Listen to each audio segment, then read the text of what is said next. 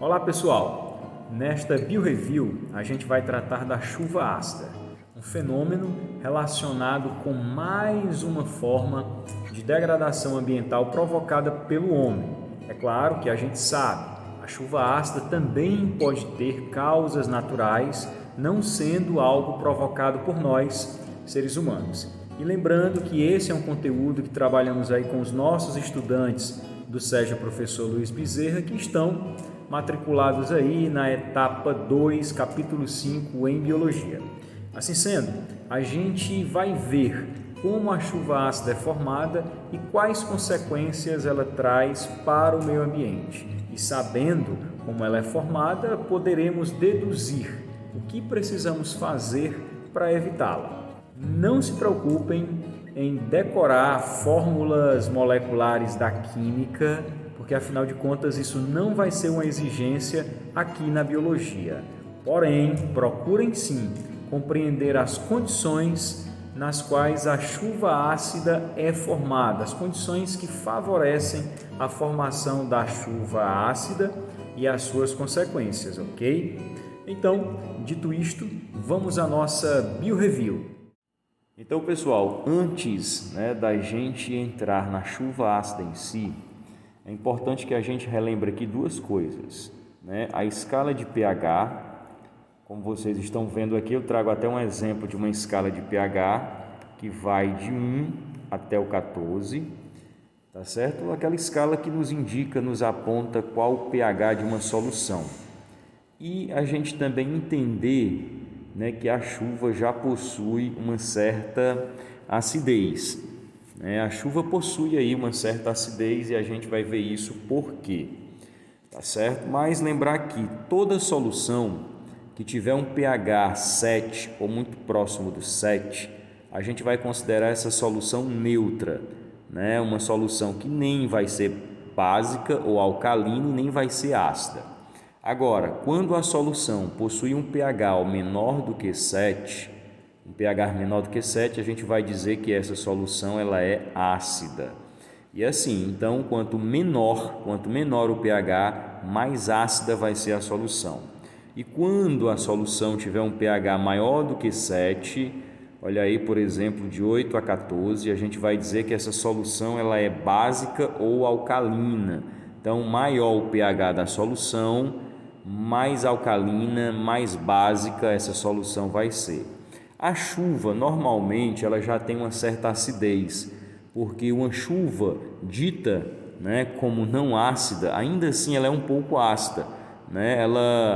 Ela se situa, o pH dessa chuva fica entre 5,6 a 7. Então perceba que a chuva ela já tem uma certa acidez, e isso pode ser, por exemplo, pela mistura, digamos assim, de alguns gases que existem na atmosfera que ao reagir com a água, que ao reagir com H2O, tornam essa água um pouco ácida. Por exemplo, nós temos uma grande quantidade de um gás na atmosfera chamado gás carbônico, o dióxido de carbono, o CO2. E quando o CO2 se associa com a molécula de H2O da água, a gente tem a formação do ácido carbônico.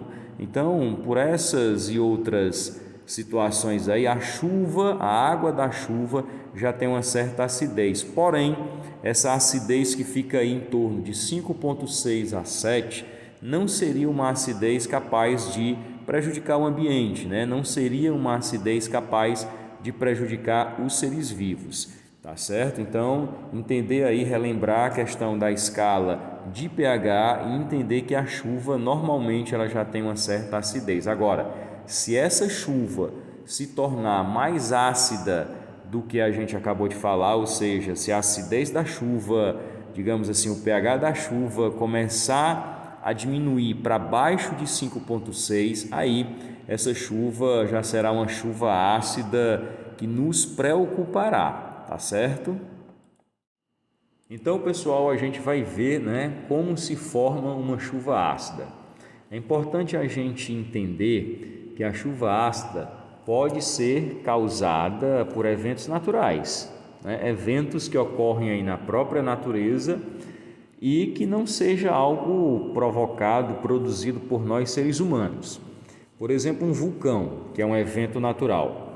Quando o vulcão entra em erupção, aquela fumaça que os vulcões emitem, elas acabam tendo ali dentro óxidos de enxofre. E aí vocês vão ver o que esse óxido de enxofre tem a ver com a chuva ácida. Da mesma forma, outros eventos naturais, como por exemplo os raios, que são produzidos aí em uma tempestade, eles acabam contribuindo para a formação de óxidos de nitrogênio. E aí vocês também vão entender o que é que óxidos de nitrogênio tem a ver com a formação da chuva ácida. Agora, nós seres humanos hoje talvez sejamos os principais responsáveis por essa chuva ácida. Estamos usando e queimando, por exemplo, muito combustível fóssil. E quando eu falo combustível fóssil, são, por exemplo, aqueles derivados do petróleo, o petróleo, e os derivados do petróleo como gasolina, querosene, óleo diesel. Quando um carro, por exemplo, queima gasolina, queima óleo diesel, um avião queima querosene, eles acabam emitindo para a atmosfera óxidos de enxofre. E aí vocês vão ver, como eu falei, o que o óxido de enxofre tem a ver com a chuva ácida. Assim como também a atividade industrial, a atividade das fábricas, acaba também liberando óxidos de enxofre, óxidos de nitrogênio. E o que é que esses óxidos têm a ver, portanto, com a chuva ácida? Bora ver aqui.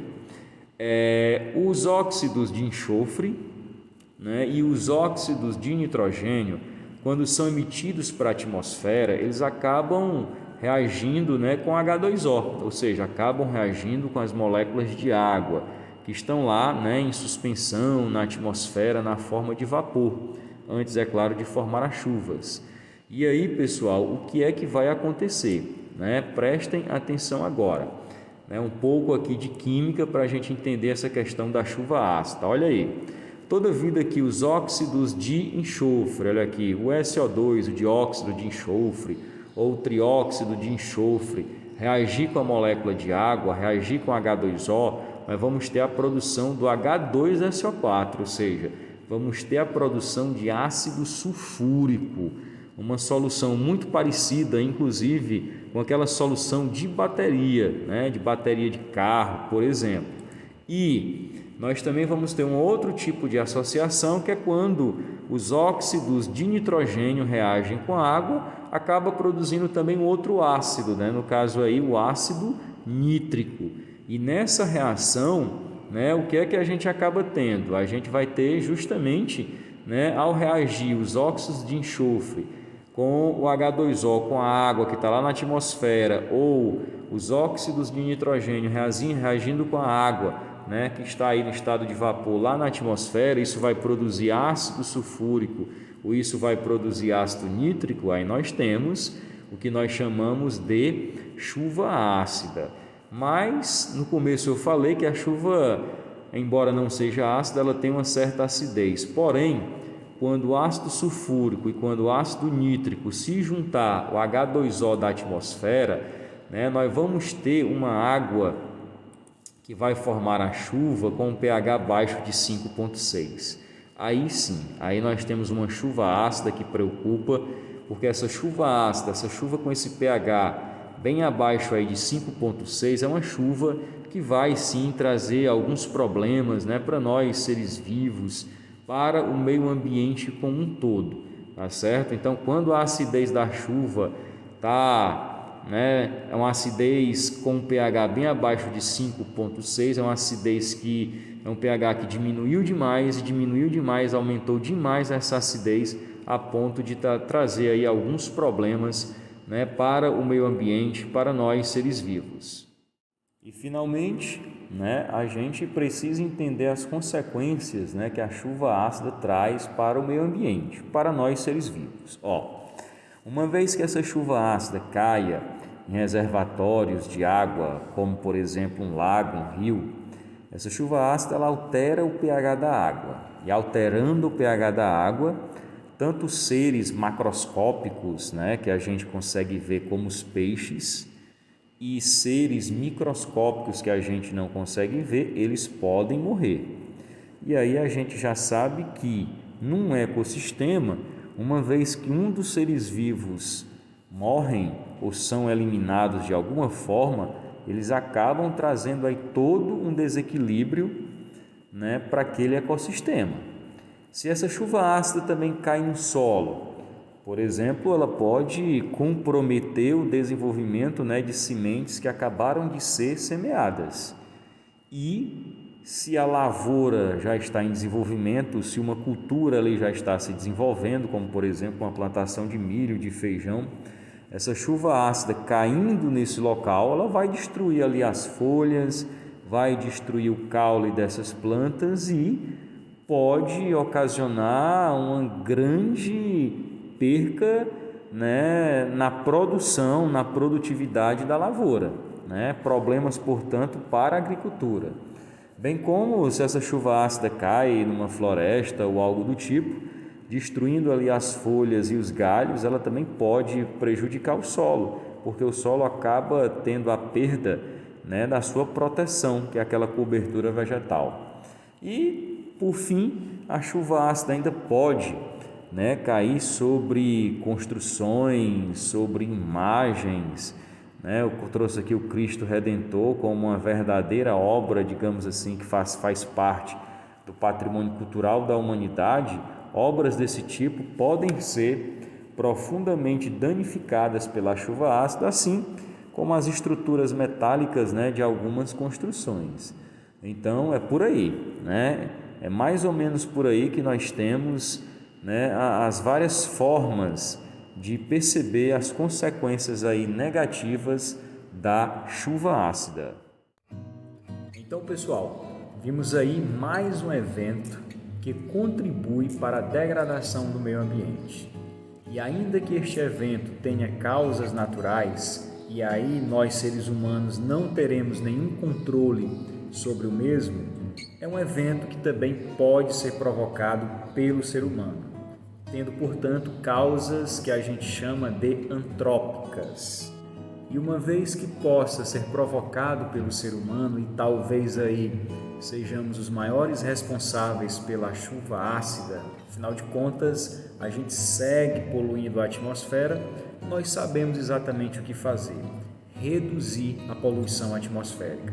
E, para tanto, algumas medidas são possíveis. Por exemplo, reduzir as queimadas, investir no desenvolvimento de combustíveis alternativos, os biocombustíveis, por exemplo, investir no desenvolvimento e no uso do biodiesel, do álcool, né, o etanol, no desenvolvimento de veículos elétricos, garantir um bom sistema de transporte público, de forma a nos desestimular a usar os nossos veículos, garantir que as fábricas façam o devido uso de filtros em suas chaminés e que isso, é claro, seja devidamente monitorado, fiscalizado. Enfim, existem várias medidas que podem ser adotadas e, uma vez que sejam adotadas, poderão nos ajudar a reduzir o impacto deste problema e de outros que também estão relacionados com a poluição atmosférica.